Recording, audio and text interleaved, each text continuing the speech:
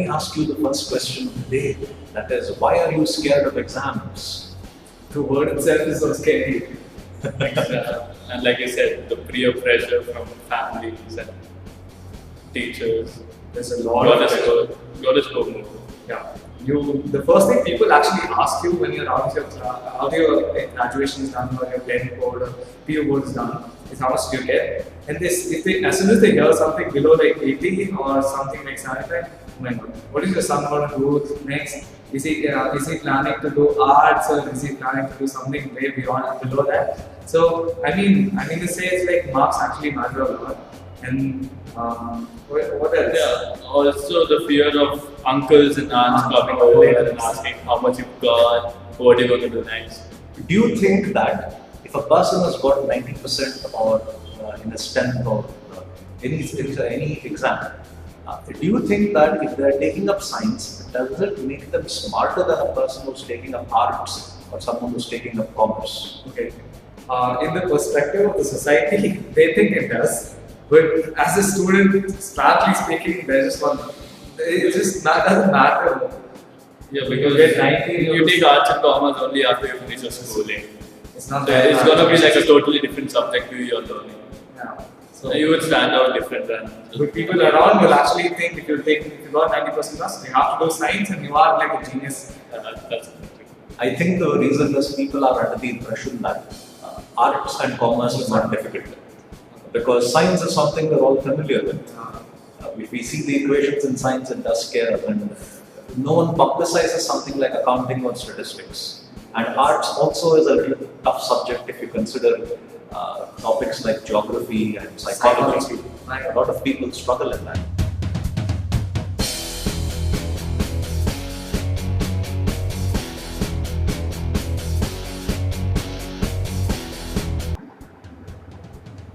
There is always something that I've been wondering.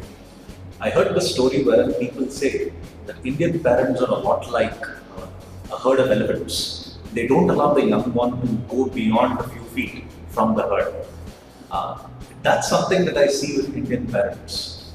They don't allow their kid to do something more than what they're actually capable of. They restrict them to something. Why do you think that they are so conservative? Firstly, like I said, the hereditary problem that kept on coming from generations. They don't like to see other people and their words, how they live a life. It's just about you and your family, always. They stop you from doing everything you want. I think, yeah, I agree with them saying that like, most of the families are not so conservative because it's happened to them. It's happened to them as well. So they think like this will be the safest path. I mean, what they think will be the safest path will be the safest path. My child will go nowhere apart from that. So it'll be pretty cool with it. But they don't realize the fact that if you don't allow him to experience something new or what he wants to do, at the end of the day, he's just going to be another person in the crowd. Yeah. Would you agree if I said that Indian parents expect you to master something rather than experiencing a variety of things? Master something. Yeah.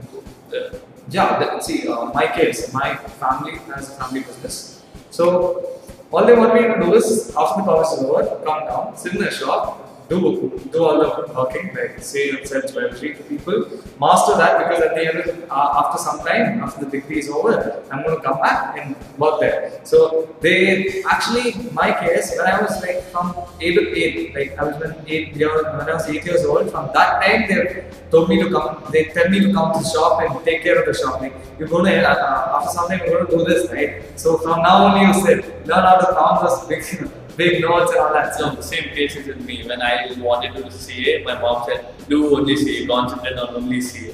Later I thought, why to waste time and let me go join a music class or painting class where my hobby is. But she's like, no, first concentrate on this, complete it, master it completely, and then you can do what you want. So in India, it's a lot like life is something that you need to master and not something that you need to experience. Because experience involves the risk. They don't Seriously.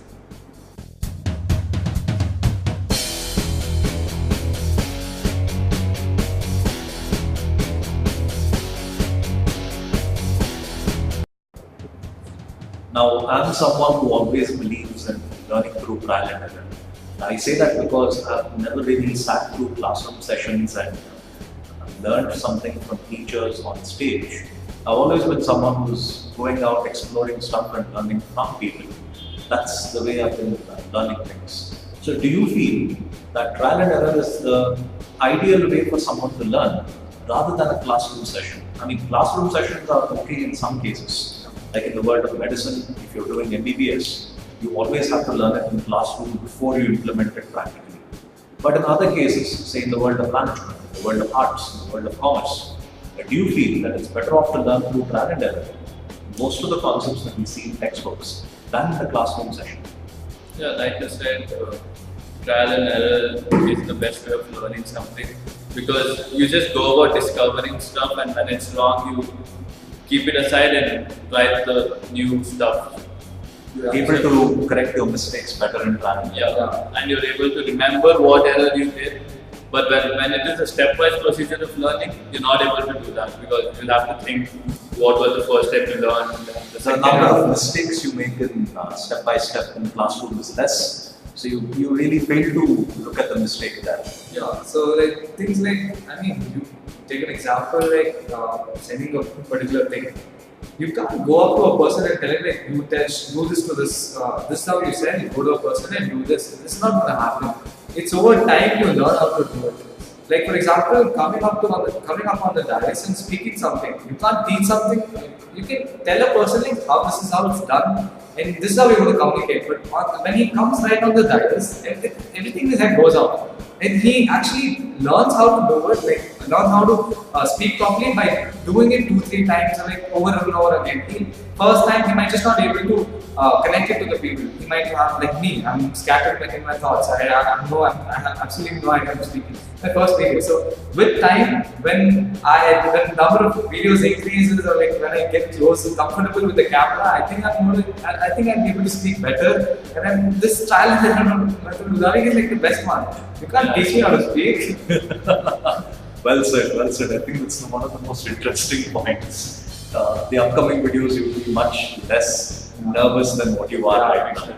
So I can see that you guys are nervous. So let me close the session for today. I'm celebrating your 100th. I'm celebrating my 100th video. Thank you guys for being part of this. I should be able to publish this in a few days. You guys will see yourself as mini YouTube celebrities. Thank you guys. See you. Bye.